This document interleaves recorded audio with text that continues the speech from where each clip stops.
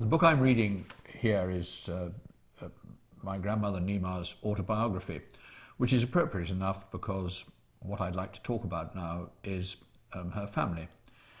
And it is interesting and I think significant that of this reasonably sizable book, the first 2/3 of it, that chunk, is all about her childhood or the first 25 to 30 years of her life.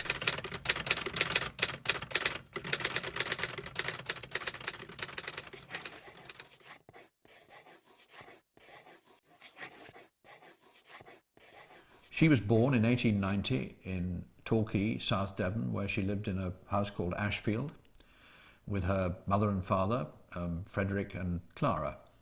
Her father, Frederick, was, everybody said, a very agreeable man.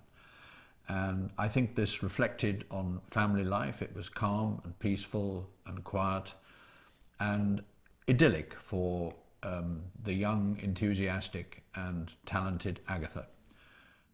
Fred and Clara were the rock on which all the rest of her life depended. I think all of us maybe need something when we're young to rely upon, something that is safe, something that we trust, and I think Clara was all of those things. And she was perhaps the person who encouraged this huge interest that Nima got early in her life about reading and writing, around which the rest of her life really revolved. She had a brother, Monty, who was 10 years older than her, and Madge, who was slightly older than her sister. But reading was absolutely the basis of family life at Ashfield. She read everything from a very early age.